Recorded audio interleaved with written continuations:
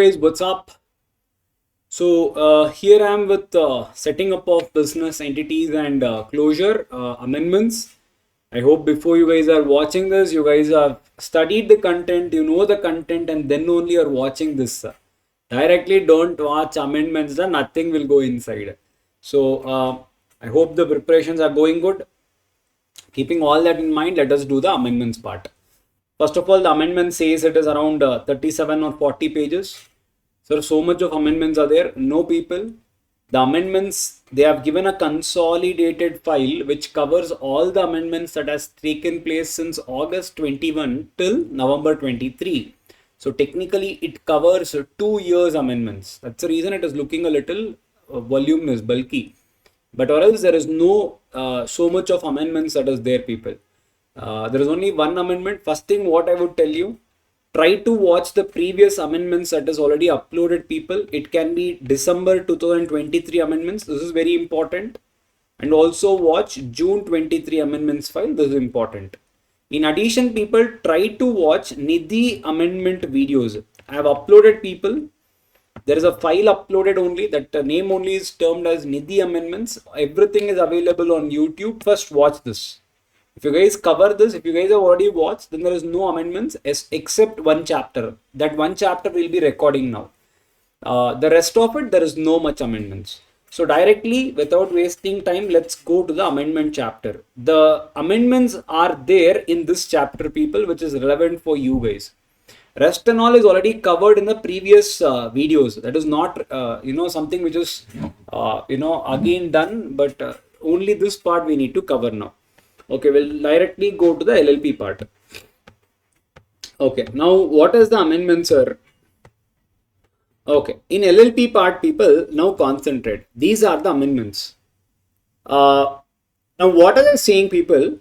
From Companies Act, a certain sections are also taken and now it is also implemented in LLP Act as well, it seems. Now, which are those sections, people? Now, these are the sections. Sir, should we know all the sections? What has been given in detail for you? That let us cover first. Now, what is that has been given in detail for you? Now, these sections have been given at least a little for you. These sections. I know by looking at it only you know which sections they are. I know you guys know left and right, up to top to bottom, everything of company law. So on the face of it only, I know you guys can understand everything here. I need not even say. Now the entire content is that only. They have copied whatever is there in Companies Act. Now that's what they are telling you here. See here. Should I still explain? I think you guys know it, no? Same sections only. We'll skip it off. No. Okay.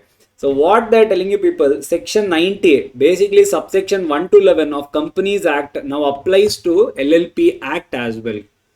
Now, what is there in section 90 of Companies Act, people? Nothing but, people, significant beneficial owner. What is significant beneficial owner, sir? If you remember, people, there were some forms called as Ben 1, 2, 3 and 4. What is Ben 1, sir? A person, whoever is holding a majority. You remember what was SBO provision? If at all there is any body corporate or any HUF, any trust, if they are holding shares in a company, we try to find who is the individual hiding behind them. So we go so much in detail that until we find the individual, we keep on seeing, okay, let us imagine in company A, company X has invested. But X is again an artificial person. Who has invested in company X? There is one natural person who has invested. We try to find out this natural person. This is the main intention of SBO. Now they are telling the same provisions are applicable even to LLP. Now this person has to declare to company X, which is the company which is finding out company A. Basically, ultimately, from which company's point of view we are seeing all this, company A's point of view. So he has to disclose for company A in Ben 1, sir, that I am the actual owner. Yes, sir. Company A will have to disclose this to ROC, Ben 2. Company A will also have to maintain a register about this people as well. Who are these indirect people, individuals in Ben 3? Sir, what if Ben 1, this individual never files at all. Then company A only asks company X, hey, who is that individual who is holding shares in UDA? Give me their details. I will ask in Ben 4. You remember these forms? Sir, why are you again explaining all this here, sir? Cut, copy, paste, everything is now there in LLP also. Whichever is the partner. Now imagine a company can also be a partner. You need to find out ultimately who is the individual holding the majority in this partnership.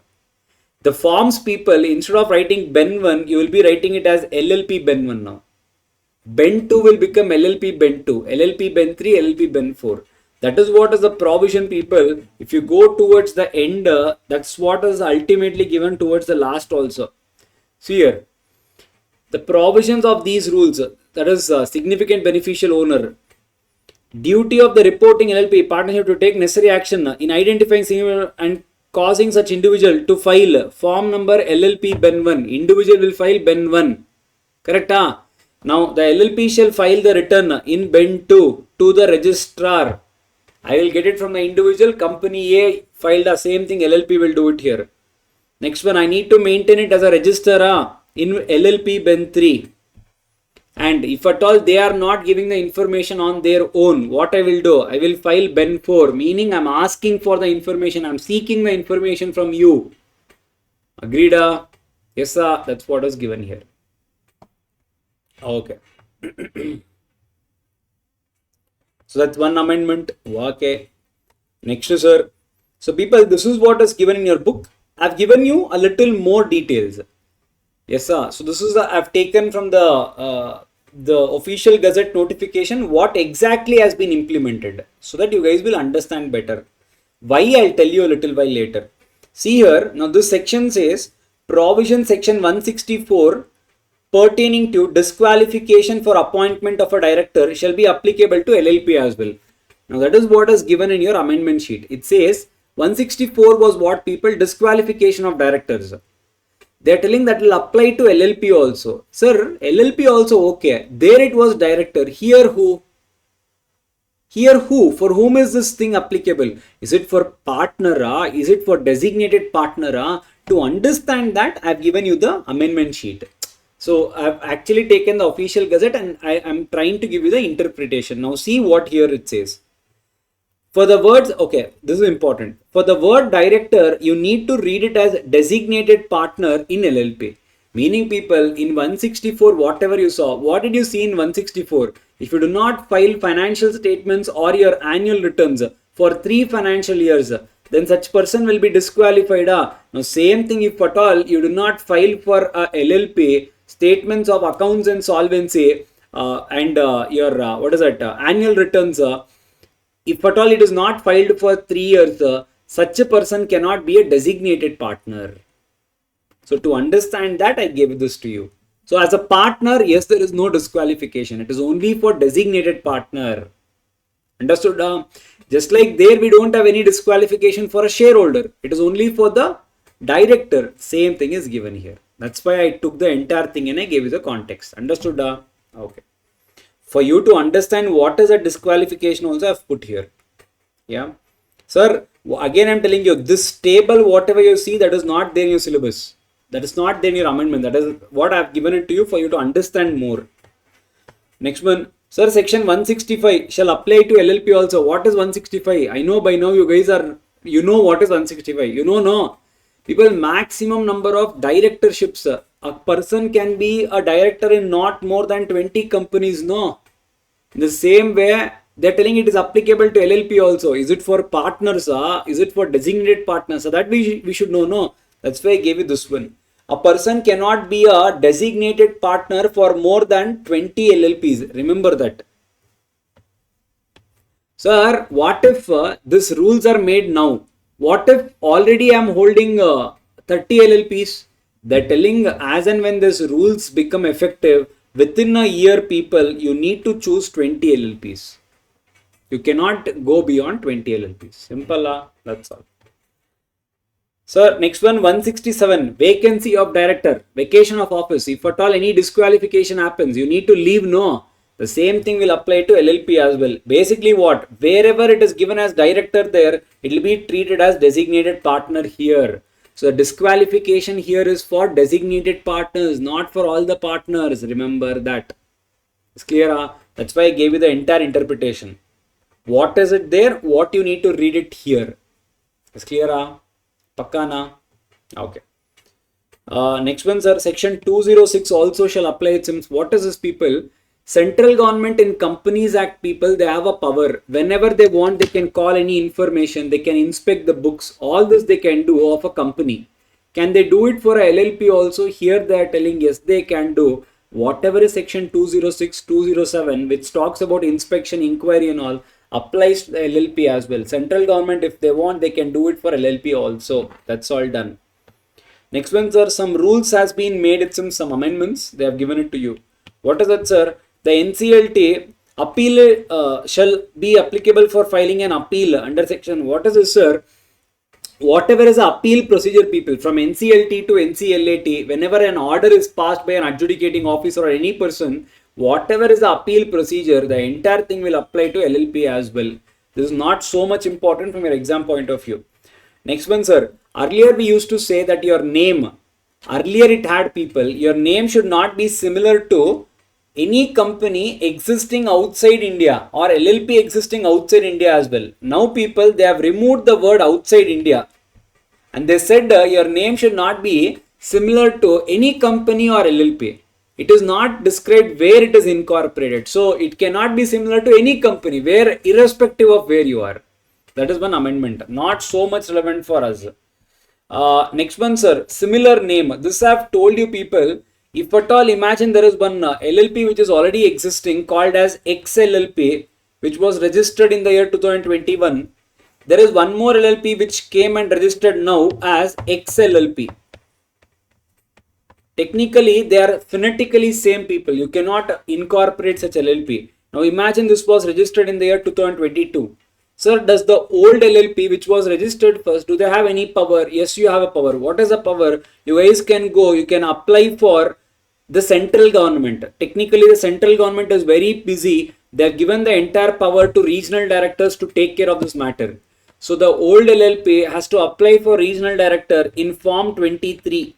Sir, there is one company or one LLP which has been set up with my same name, sir. Within how much time you need to come, people? You need to come and appeal within 3 years of this LLP getting incorporated. They got incorporated in 22, 22 to 23, 23 to 24, 24 to 25. By year 2025, you need to come and appeal. Imagine, sir, now it is 2026. Now, people, your right is gone. You can no longer come and appeal it with regional director.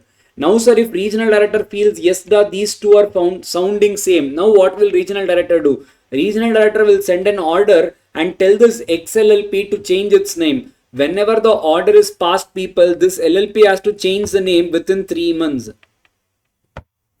Sir, what if within 3 months I do not change the name? The regional director himself will award a name to this new LLP, and all your invoices, all your registers, all your name board, every place you need to keep the new name allotted to you by RD. Is this clear? So that's very nice. No, the new name will not be fancied. The new name will be very odd. See, this is how the new name will be. It will be like wait, it is yes, see here it is. See here, order of regional director not complied, words in bracket below the name of LLP on its invoices, correspondence, everywhere you need to give that. You need to, that will be the name, order of regional director not complied, and the year when the notice was passed, all that will be there. That only will become your name. Isn't it a shame? So all that only will become the name of the LLP. Understood? Okay, done. Next one, sir, they have given some adjudicating procedures. Meaning what, sir? Imagine a LLP did some non-compliance. Now a matter is filed. ROC starts investigation. It is proven that LLP has done something wrong. Now how will the adjudicating procedure start? Imagine, people, there are so many sections where it says the penalty will be, say, 1 lakh rupees. That is a maximum. That is a maximum. But how much penalty should ROC or any person, how much should they collect? How do you know? For that only people, we do something called as adjudication. Adjudication is nothing but people, they will consider a lot of aspects and they will decide on what is the penalty that should be levied. I can even levy 50,000 because maximum is 1 lakh. I can collect 75,000 or I can collect 1 lakh only. Correct? Huh? So that is what is a procedure they have given. How will it happen? Adjudication procedure. Yes. Okay. Now see here. The central government may appoint an adjudicating officer for adjudicating penalty under the provisions of LLP. So what will happen, people? First, central government appoints an adjudicating officer to come up with the penalty. How much is the penalty? Okay. Now what will the adjudicating officer do? The adjudicating officer, people, first he gives a notice to whoever is the wrongdoer. It can be the LLP, or it can be the partner, or it can be the designated partner. Sir, before adjudicating penalty, the AO shall give written notice 15 to 30 days by mentioning the nature of any other person who has non-complied with the provisions to show cause why the action should not be initiated. So I will give a notice and I'll ask him, let me know why I should not initiate any action against you. Now people, these people has to reply to the notice within the time. Now imagine the notice is sent. No, here only in the notice only I will write, you need to reply within 10 days, you need to reply within 20 days, as the case may be. You need to reply within that time. Sir, what if I was not able to reply within time? If at all you are not able to reply within time, you can show some justification, medical grounds or any other reason. Maximum of 15 days will be given to you. Within this 15 days, you need to give a reply to the adjudicating officer. Yes, always remember, people, if at all the AO wants, AO can also request for a physical presence. Meaning I can tell you, you need to come and appear in front of me physically. That can be told. Yes, the physical attendance may be solicited by AO by giving 10 days notice. Meaning I will tell you, within 10 days, you need to come and 10 days notice for physical attendance. So you need to come and appear in front of me physically. That can also happen. Okay, sir. After that, on the date of hearing and after giving reasonable opportunity of being heard, AO may pass a written order. So I will hear to what you need to say. Accordingly, I'll pass an order. So AO passes an order. Yes, sir. Now imagine I am a partner. I did not like the order. By AO said, people, you need to pay 1 lakh penalty. I am like, sir, I do not deserve to pay 1 lakh. I need to pay only reduce, sir. Why should I pay 1 lakh? Okay, I accept that I have done a mistake. But why are you giving maximum penalty? This is my first mistake. I have not done it repeatedly. I have not cheated anyone. Why 1 lakh? Sir, listen to me. But AO did not listen. He passed an order. 1 lakh is a penalty. Now what I can do? I can go for an appeal. Sir, where is appeal, sir? Okay. Every order shall be duly signed and dated. Okay. The AO shall forward the order to LLP. So once the order is passed, I will forward it to the LLP. Now this penalties and all, people. Okay. First of all, sir, let us imagine two scenarios. I passed an order. The penalty amount, I was okay with it. I do not want to drag it. I need to pay. Where should I pay? I should pay all the penalties on MCA website only, people. On MCA website, I need to pay. End of the day, all these penalties, wherever you pay, it will go to Consolidated Fund of India. Consolidated Fund of India. That's where all the penalties will go. Sir, what if I'm not okay with the order, sir? If you are not okay with the order, people, then you will go for an appeal. Is clear? This is Consolidated Fund of India. Now, sir, appeal against the order of AO. Sir, where can I go and appeal, sir? If you want to appeal, people, then you will go to RD. The appeal will go to RD, the regional director. Yes, sir. Sir, in which form I will write an appeal, sir? You will write an appeal, people, in form number 33 LLP. You will write an appeal in form number 33 LLP ADJ adjudication. Yes, sir. You will go for an appeal. Sir, RD within 16 days from the date of receiving the order. So, sir, the aggrieved party, you will go for an appeal within, whenever you get the order, you need to go within 60 days. Yes, okay. Now what will RD do? RD people, RD further 30 days can be granted by RD on satisfaction. Sir, if at all I am not able to come within 60 days, on exceptional cases, even 30 days can also be granted for you to come and appeal. Okay. An appeal in form number 33 LLP shall not seek relief therein against more than one order. Sir, what do you mean by that, sir? Imagine people, I want to go for an appeal. Some 5 or 6 orders. Imagine different cases are going on against the company. Sir, on all the 5 cases that is going on against the company, can I file one appeal in the same order? In the same appeal, can I go against all the 5 orders that has been passed against LLP? They are telling you people, you cannot combine all the appeals in one file. That is not possible. In one application, you cannot combine everything. However, if at all they are all connected, meaning imagine if at all there is a appeal that is going on disqualification of director, 164 is also connected, 167 is also connected. So there is a 2 orders passed by AO. It is connected. So you can go on an appeal for both the orders. But if it is nowhere connected to one another, then you cannot go for an appeal in single application. It has to be multiple application. Why, sir? Because people, for every appeal there is an application fees. And how much is application fees, sir? If you are a small LLP, then people 1000 rupees. For other LLPs, people, it will be not more than 2500 rupees. Understood? Okay. Now, sir, on receipt of appeal, RD shall sign and he shall endorse the appeal, meaning he will accept the appeal. If at all people, he finds that your application is not complete, they have not given complete information, then the RD will tell you to rectify the defects in your appeal within 14 days. Sir, because of some reason, what is that? If I'm not able to do, then people, time to appeal making the defect, and if the applicant to rectify defect in specified time, then RD may refuse the appeal and communicate to appeal within 14 days. If at all the time is not sufficient, RD can give me another 14 days as well. Meaning what, sir? If you do not rectify that also, people, then RD will just reject your appeal. Yes, sir. Okay. On admission of appeal, RD shall serve a notice of appeal to AO along with notice seeking its reply on the ground of appeal within 21 days. Now, what is that, sir? Now, RD accepted the appeal. Let us imagine. Once accepted, people, RD will send a notice seeking reply. Notice seeking reply from the adjudicating officer. You need to reply within 21 days. Hey, I've got an appeal on your order. Why did you give it as 1 lakh? Let me know. There should be a ground, right? Why you ordered 1 lakh? It should not be like it's on personal grounds and all.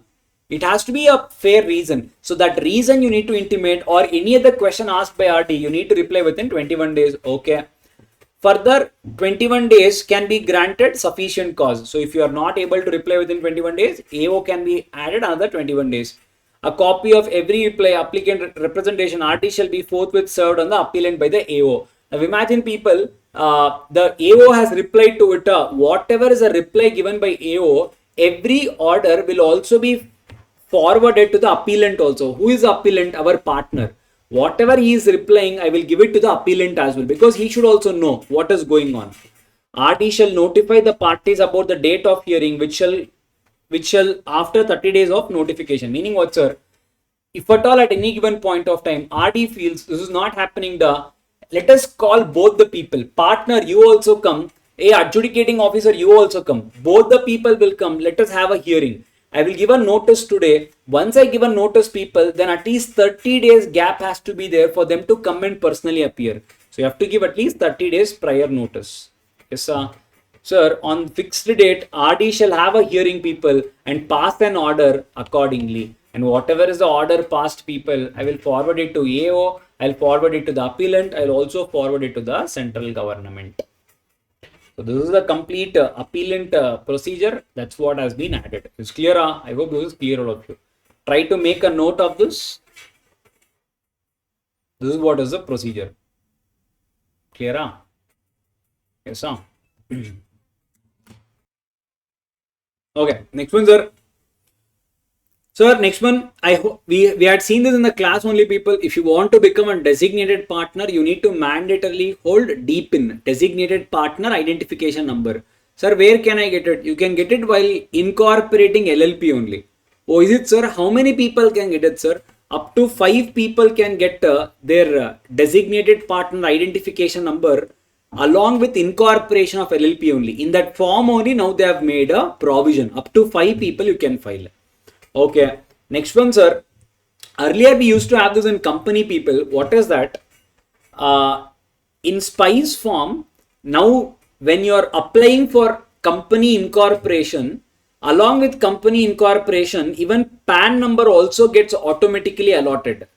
If you remember, the SPICE form, it has been, what is that? Now SPICE form, you can get 11 services. In that, PAN was also one. The same thing now has been put for LLP also, meaning along with Philip form, when you are filing Philip form, you guys will get certificate of incorporation. No, in this certificate of incorporation, PAN will also be allotted. In Philip, people, they have made a provision for you to apply for PAN as well. So earlier we used to separately file it. Now it has been part of the certificate of incorporation only. That's an amendment. Next ones are statement of accounts and solvency. Basically, what is this, people? Whatever your whatever is the insolvency and bankruptcy code. Imagine if a company is undergoing insolvency and bankruptcy code. You need to file so many documents, right? Now, whenever you're filing all these documents, it has to be signed by a director if it's a case of company. In the case of LLP, it has to be filed by a designated partner. But if a company is undergoing insolvency process, obviously who will be appointed? A resolution professional? Or imagine if the resolution process did not work out. It will go to liquidation, then who will be appointed? Liquidator? They're telling you, whenever it is going there, people, they shall sign the statement of accounts and solvency because they are the people who will be appointed. Correct? Huh? Yes, sir. That is what is given here. Shall be signed on behalf of LLP in case where CRP is going on by interim resolution provision or liquidator. Clear? Huh? Yes, sir. Okay, done. Next one, sir. PAN, I told you it is now made in the Philip form only you can apply. Next one is, sir. Okay. Now, whatever we had in Companies Act, people, something called as register of members. Now you need to maintain it in LLP also, register of partners. So you need to maintain a register for all the partners and you need to do that within 30 days of this particular notification. Within 30 days from the commencement of this rules. Sir, okay, within 30 days I'll open this register. Okay, going forward, whenever there is a change in name of the partner, whenever the partner changes, whenever his contribution changes, his capital changes, within 7 days, you guys need to intimate that as well. Is clear? Pakkana? Okay. So the next one, sir, is called as people, your section 90 we saw. So you saw section 90. The same thing is section 89 also, people. Now what is section 89? If you remember, MGT 4, 5, 6 and all these things were there. What is that? Whenever there is a registered owner and beneficial owner, imagine, people, technically I have invested the money, but it is not in my name. So what do? I go and invest in a company through a benami. I give money to another person, he invests on behalf of me.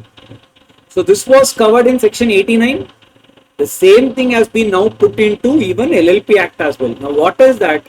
Whenever there is a registered owner but not a beneficial owner, whenever there is a beneficial owner who is not a registered owner, both of them have to disclose to the LLP that I am the actual owner but the shares are not in my name. In the same way, even beneficial owner should say the shares are registered in someone else's name but I am the beneficial owner.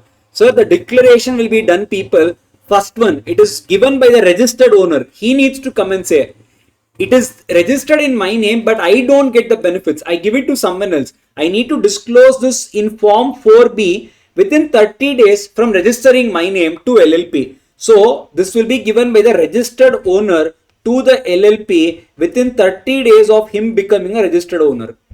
In the same way, whoever is the beneficial owner, he should also tell to the LLP, technically I will get the benefits, but the shares or the LLP is not registered in my name. I am not the partner.